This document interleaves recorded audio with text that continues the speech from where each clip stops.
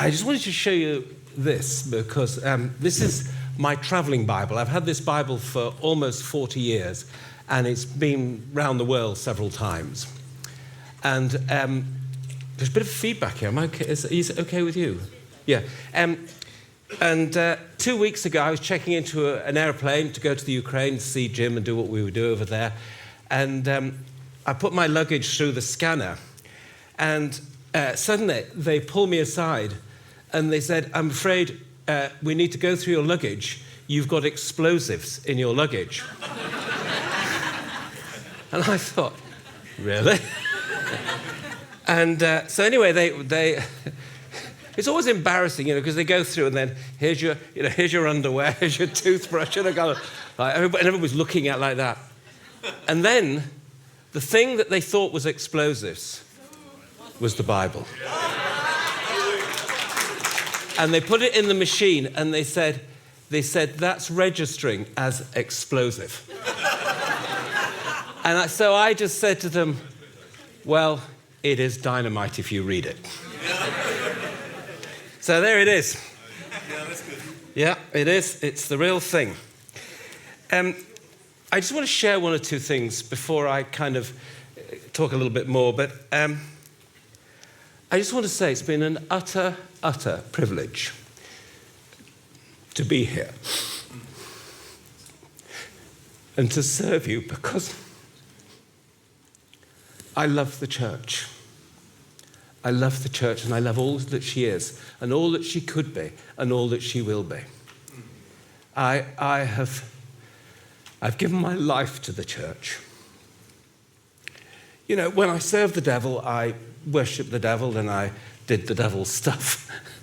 More than my fair share of it, to be quite honest. But it's been a privilege for 40 years to do the Jesus stuff. And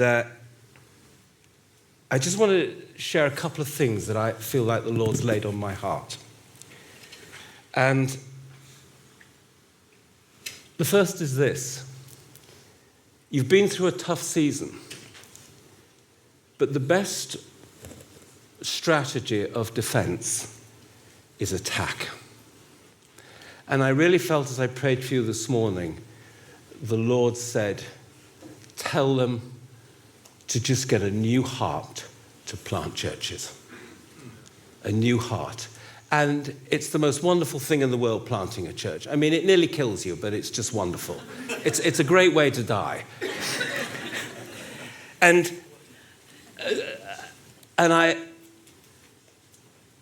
we had a man in England called Winston Churchill.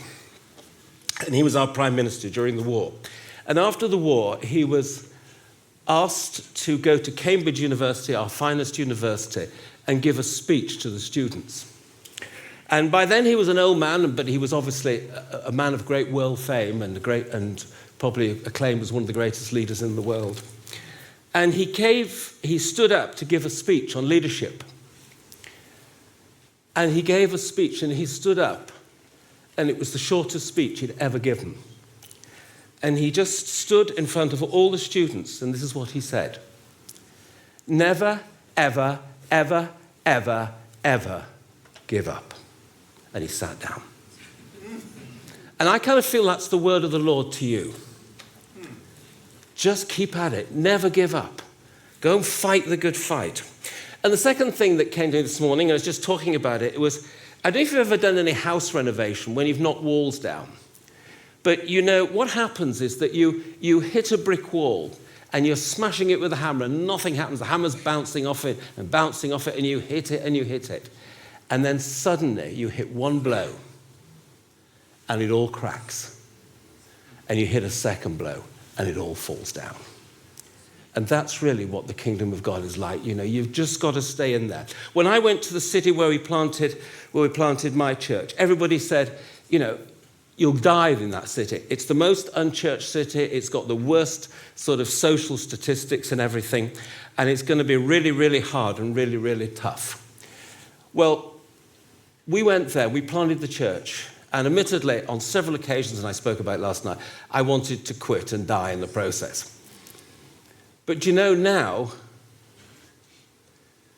that church that we planted, nothing to do with us, all to do with Jesus, is by far the biggest church in the city. It's the best known church in the city, and it's the most influential church in the city. All because we just stayed there and gave God the glory and didn't give up. And I just say to them, just get that stuff in your hearts and you'll conquer this land and beyond. It's time to attack. Okay, well, we're in a sort of like a three-part series of this summit in training leaders. And so this morning it's kind of leadership stuff. And so if you're expecting a great, biblical sermon on Sunday morning to get all juiced up with, you're going to be disappointed, I'm afraid. But just feel free to be bored stiff and go to sleep and wake up suitably refreshed at the end of it all. But there are some things that I really feel like we do need to just finish off. And in my first thing, I really just talked about 10 things that leaders are or leaders do. I talked about them being secure people, responsible people, rational people, scriptural people, always looking for leaders, clarifying the vision, planning their work, learning from their mistakes, pressing into leadership rather than administration, and so on and so forth. And then last night I talked about vision. God will give you vision and he'll burn it on your heart. And it's something that is, it's like when they take an animal and they brand the animal with a hot iron. It burns it on your heart. And whatever happens, you just can't stop following that vision. And this morning what I want to do is kind of link all that together and just say, well, how does that practically look in the local church? What do you need to do as leaders and as people in the local church? And what I want to talk about is what in England, in English, we call momentum. And the dictionary definition of momentum is the force that keeps an object moving or keeps an event developing after it has started. And I don't know if you've ever pushed your car when it's broken down, but it takes a lot of effort just to get it moving. But then once it's getting moving, it takes far less effort. And that's because it's got momentum. And so church life needs to have momentum. And so you say to me, well, does it parallel growth of the church? No, not necessarily numerically, but you never get growth without it. And the opposite of momentum is stagnation. Everything slows down until it stops. And then when things stagnate, they always then start to shrink.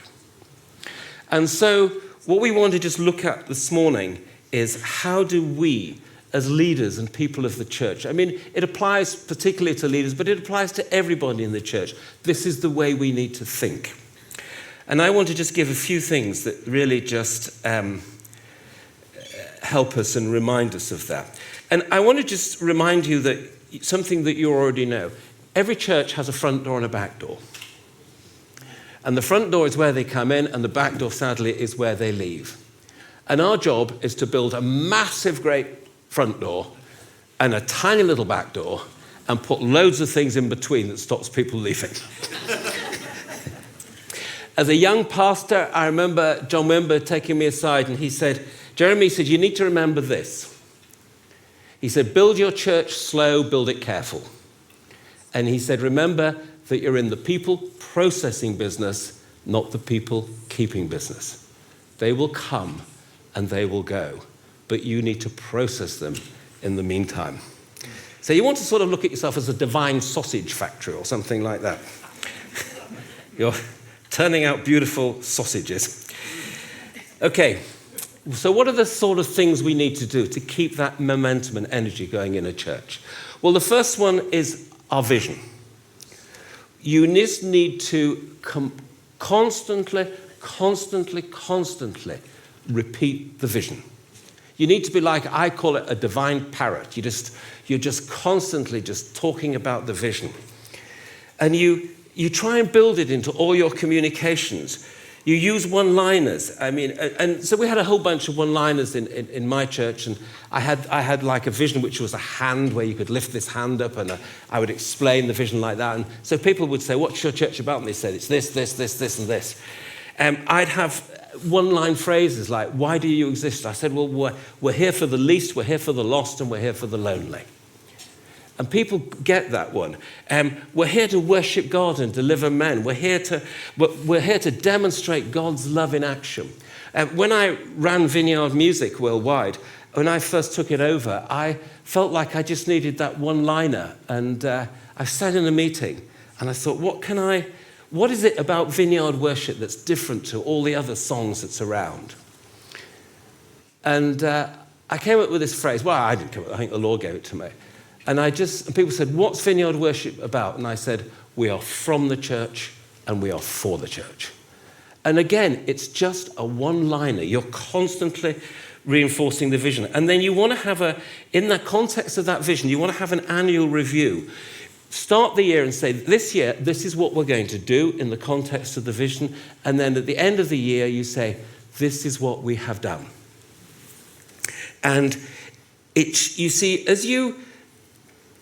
it emphasizes the importance of the vision, but it also shows that the vision is being achieved. Not only that God has spoken and we've heard and we've got into action and we're doing this stuff, but it's happening. The momentum is there. And that's absolutely crucial. Now, you will not achieve everything that you set out to do. You will overachieve in some areas and you will underachieve in others. But just own that, because people just want you to see you being real. And as you do sermon series, just keep talking the vision through. Keep equipping the people for the vision. And what happens is that vision will start to burn in their hearts. And you just constantly find fresh stories to illustrate that vision.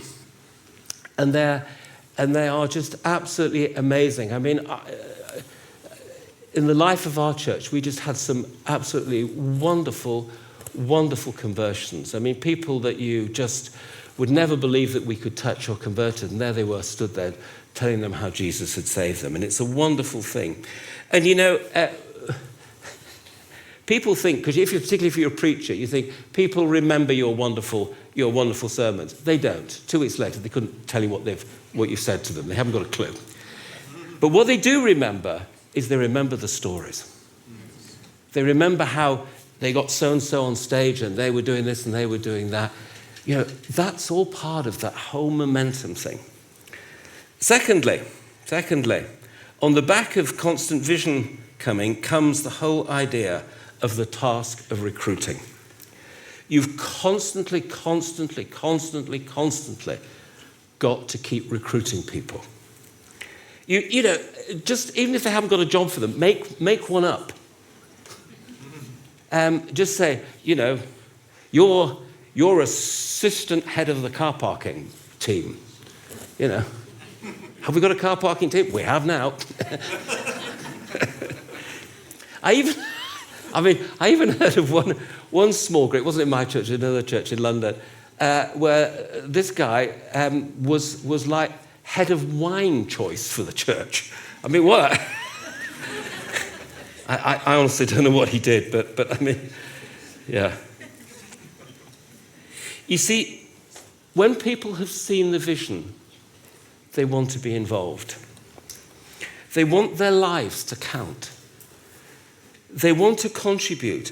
And so with every job, you need to contextualize it. You may be just vacuuming the carpet, or you may be just, parking the cars. But you're part of this process that is bringing the gospel of Jesus Christ to this lost city.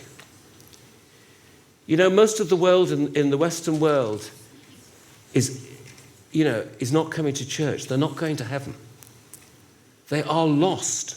And the world, to me, feels like it's more lost now than it's ever been. And yet in the midst of that, we have this thing called the church, and we have this thing called the gospel, and we have this wonderful, wonderful Savior called Jesus Christ, who is the King of Kings and the Lord of Lords. And so as the senior leader, certainly as the senior pastor, you need to be the key inviter because you're the one that will constantly say, oh, well, I've been asked by the senior pastor to do this job. Well, it might turn you into a little bit of a boss, but that's fine. You can deal with that.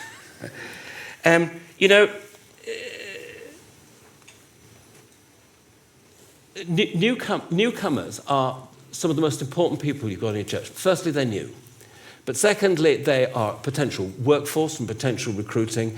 And so Elaine and I would always get newcomers, and we'd always do the newcomers party ourselves. And for the most part, we'd always try and do it in our house so they could see us and we'd tell our story and so on and so forth. And then once they'd been on the newcomers, we'd say, okay, well, you've been on the newcomers. Why don't you help us with the next newcomers? And they would be thrilled to be involved. Straight away, we get involved in something. So you need to recruit people. You need to build community and relationships. So we talked about newcomers, and do it in your home so people feel part of it. Tell your story and the vision.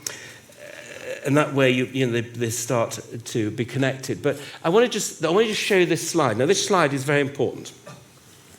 What happens is churches are usually in one of these three things. The people are either disillusioned, tired, or backbiting and infighting. Now, I know that never happens in the Swedish churches, but believe you me, that happens in the UK. That's just the way we are. So what happens if your church is disillusioned? Nothing good happens here, blah, blah, blah, blah, blah. I'm fed up of it, nothing happens in our church, etc., etc. Do you know what the thing to do? Get them to work. Give them work to do. And just give them work after work after work after work. And then eventually, they become tired.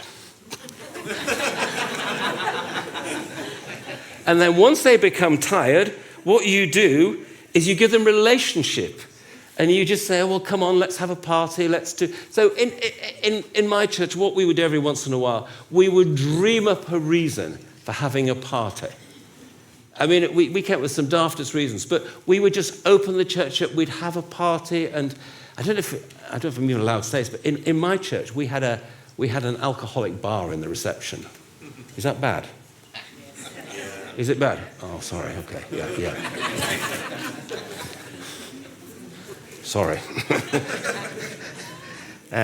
Anyway, but we held great parties, and we would have these wonderful parties, and so then we would, they'd go from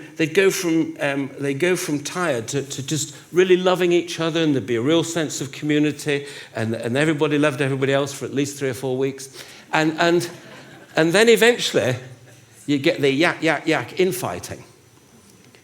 And at that stage, what you do is you say, hey, none of this infighting. Don't you know there's a world out there that needs to know Jesus Christ? And you then put vision into them. And then you put vision into them, and they get vision, and they work against the vision. Then eventually they become disillusioned, etc. So what you're doing... No, it's true. Honestly, it's like, it saved my life as this stuff. And so constantly what you're doing is you're moving clockwise away from the problem. Yeah. Yeah.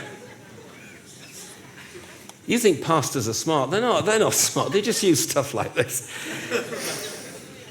Next thing. If you want to have momentum in your church, you've got to keep an outward focus. People are energized by being outward focused. In your notices, always assume there are newcomers there. And always that makes... You want the newcomer to be entirely comfortable. And so you pretend that when you're giving notices, pretend that you're giving it to the newcomer. Your other people, they can fall asleep and they're just like, oh, whatever. But you just need to focus on the newcomer.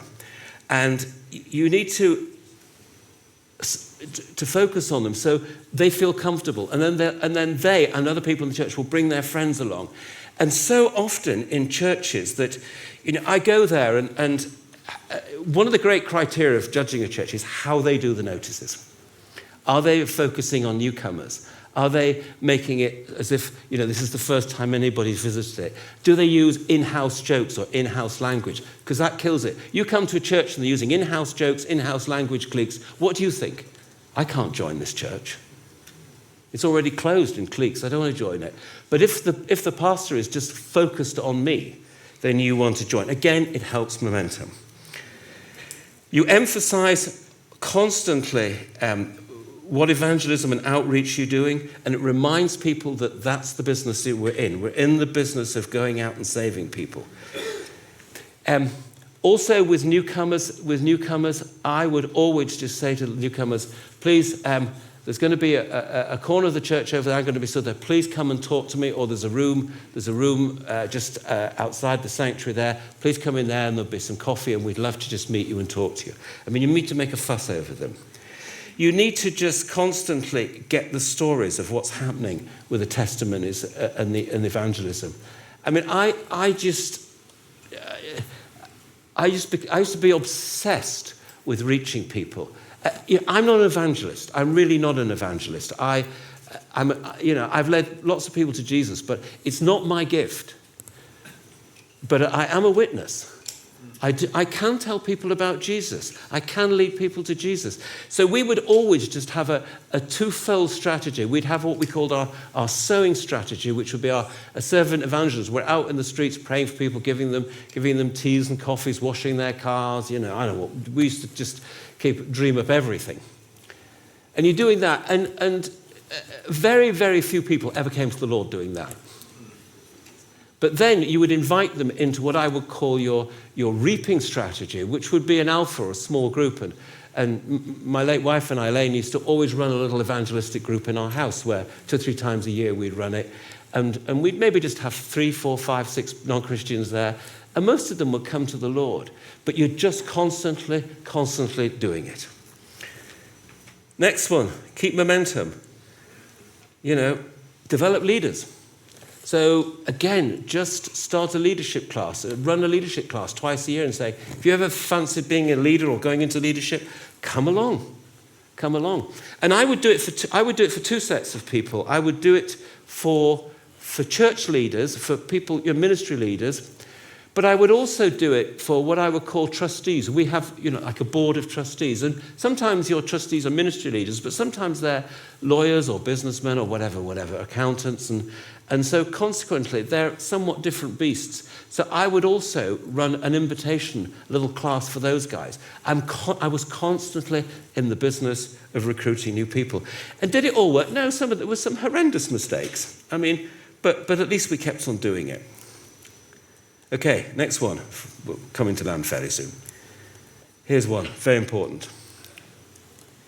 It's pace, not race. You need to pace yourself. Leaders are really good at burning out. And they burn themselves out because they don't pace themselves. They race themselves. And I don't know if you've ever been on the edge of burnout. I have. And it's a pretty grim place to be. It's a pretty crazy place to be. And something in you just dies for a year or 2, and you don't always get it back. And so you just need to you can't keep up a fast pace all the time. So I always used to say to our people, if you're doing ministry, only start that which you know you can finish. Because if you leave lots of unfinished things around, it leaves a negative vibe in the church. It really does. And there's nothing worse than having a whole bunch of unfinished stuff. I mean, I've worked with people, in fact, I've been one of those people, where, I've got so much vision. Oh, we could do this, we could do that, we could do the other.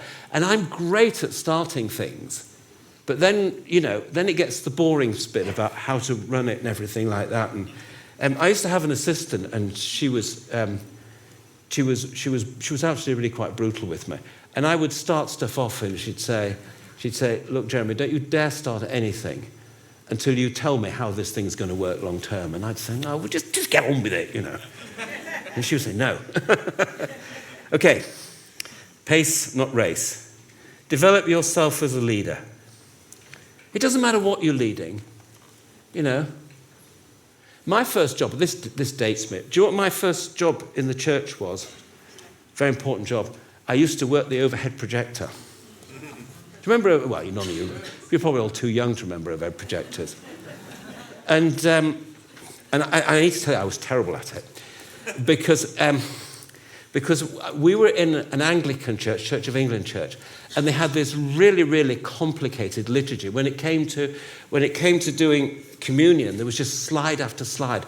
Well, I'd put the prayer of humble access before the confession before it, and then I'd put the thing upside down and put it like that. And this man just, and one day I did it, and I think I'd put the confession upside down or something anyway. And this man turned to me and said, "You're a disgrace." And I thought, give me a break. I'm only just started this thing. Anyway, he came to me after. He said, "I'm terribly sorry. I shouldn't have spoken to you like that." And I said, "No, you shouldn't." But that's how I started out life. But even at that stage, I used to go to leadership meetings because I used to think to myself, I don't want to be a leader, but I want to know what leaders do. I tell them, many of you heard my story, I told you I don't want to be a leader, I don't want to get involved in church planting, and I never want to return to my hometown. And that's exactly what the Lord had in mind for all of those things. So I then jokingly said, "Lord, and I really don't want a Ferrari." And he answered that one. The Lord does answer prayer. I remember one of the things I used to do, it used to make people laugh. Because I used to one of the things I'd regularly do was I would try and encourage people to adultery-proof their marriage. Because you do not want people committing adultery in your church. You don't want your leaders you don't want anybody having affairs and doing everything. So I used to say, and it's true I used to say, one of the things I pray is I pray that, Lord, that you'd make me ugly to every woman except my wife. So I did that one day, and one guy came up to me after, he said, "Hey, Pastor," he said, "the Lord sure did answer that prayer, didn't he?" He cracked me up. I love it. But it's true. It's true. You don't want to mess around doing that stuff. It's bad news. Okay, let's move on.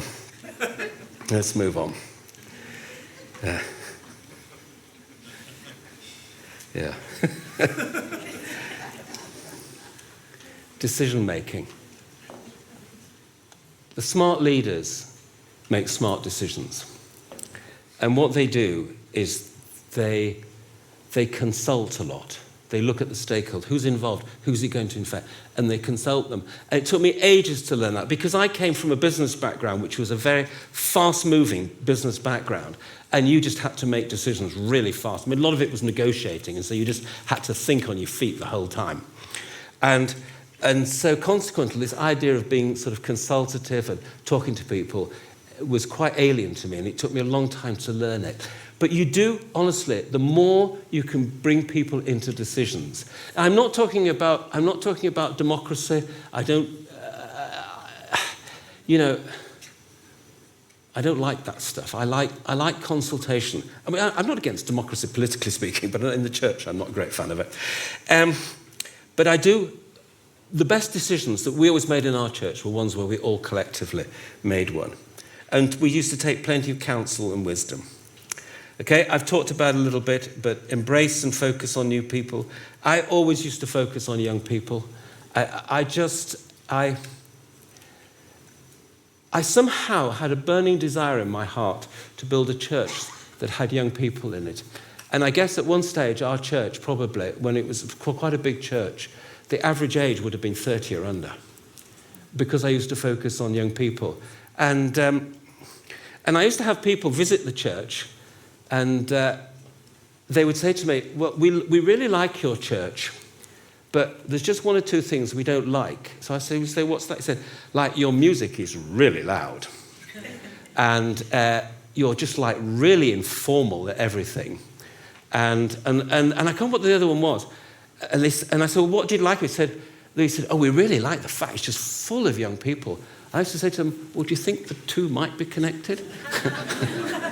Oh, they used to say. But I honestly, I did focus on young people, and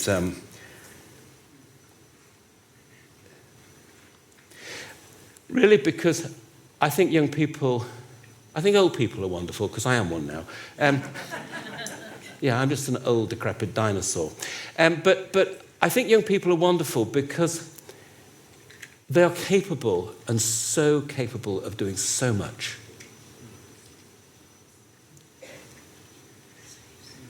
And they have an energy and a creativity and an ability and a faith which is absolutely unstoppable. Unstoppable. A couple of quick ones. I mean, they're very obvious ones in a church. If you want to carry on momentum, you want to make it a place that's alive and moving all the time, make it a nice place, make it warm, make it comfortable. This is a beautiful facility. This is exactly what you want. You can come in, you can get a cup of coffee, you've got nice toilets, nice kids' work, you've got comfortable chairs. Some churches you go to, you think you're going to sort of some form of torture chamber. It's cold, the seats are uncomfortable. I remember when I first married the only time I married my wife, and my only wife, it was in a Church of England, an Anglican church, and in those days you used to have to attend, they'd make you attend church 4 or 5 times before you got married in it. Well, I wasn't a Christian. I was a rabid atheist, and I wasn't going to go to church. Anyway, I thought, well, I'll go to church. So I went to this big old Church of England church. Well, it was freezing cold. The pews, the seats were excruciatingly uncomfortable. Nobody spoke to me. When we sang these songs with this organ going like this, and in a language that I hadn't spoken nobody had spoken for 200 years. And then the vicar got up and he did a sermon which in my mind was totally indecipherable. And then I left and I thought to myself, well, it's a weird place, the church. It's a weird place. And we don't want to be like that. So you make it a nice place and make it a willing place, I've even heard of churches who've had people whose job is just to hug people, but that's a bit of a... Not everybody likes a hug. Okay. And finally, what I need to tell you, and you already know this, is that prayer changes everything. Prayer changes everything. In my church, we had 3 prayer meetings a week. We had one at 6:30 in the morning.